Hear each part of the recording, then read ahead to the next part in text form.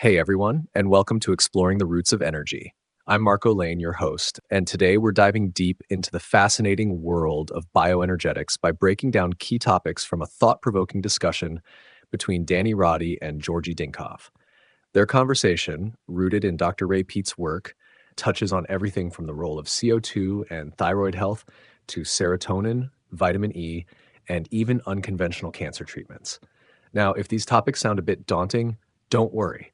My goal is to simplify the science, connect it to practical strategies, and help you make sense of it all, whether you're new to bioenergetics or looking for deeper insights. So, let's get started. Segment 1, CO2 and its effects on breathing and calmness. Let's kick things off with a topic that might surprise you: carbon dioxide, or CO2. In the podcast, one of the speakers shared how boosting CO2 levels through certain supplements created a sense of calmness and even drowsiness. They also described how their breathing became almost imperceptible when CO2 levels were optimized. Now, here's the science behind that. CO2 isn't just a waste product of breathing. It's a critical player in oxygen delivery. Through the Bohr effect, higher CO2 levels help hemoglobin release oxygen more efficiently to your tissues.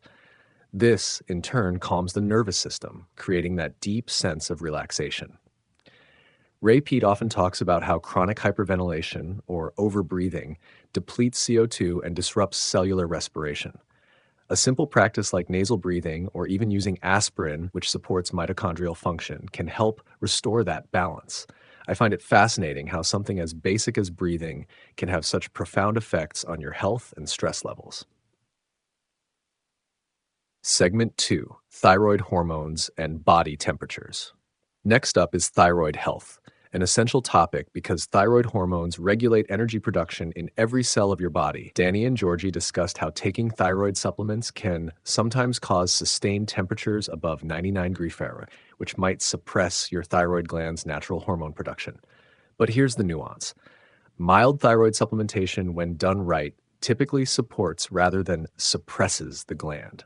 The key is finding the right dose for your body.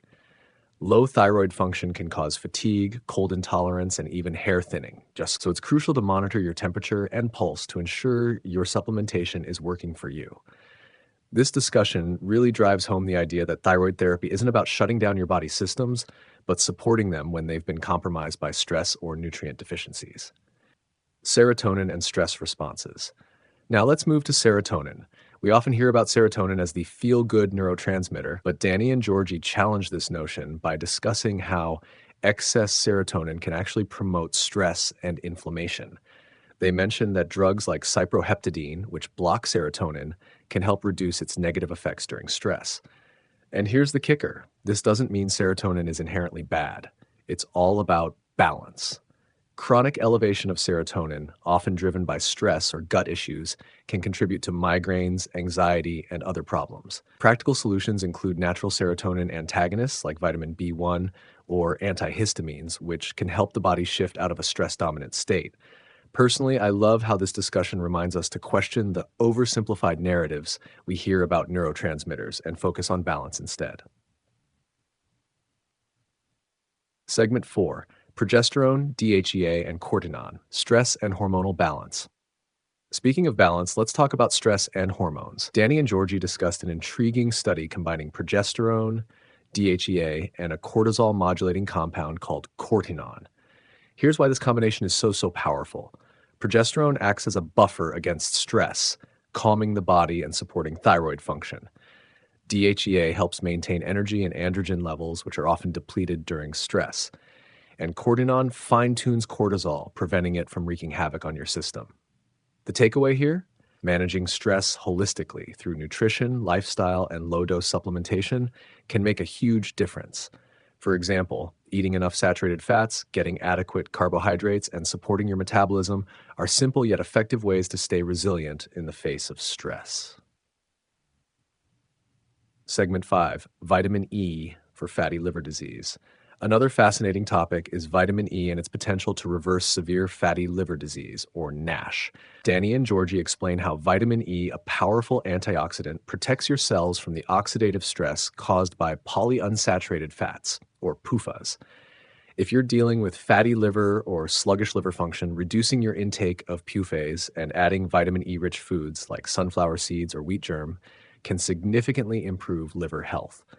This is such a practical and approachable way to address a condition that's becoming increasingly common in today's world.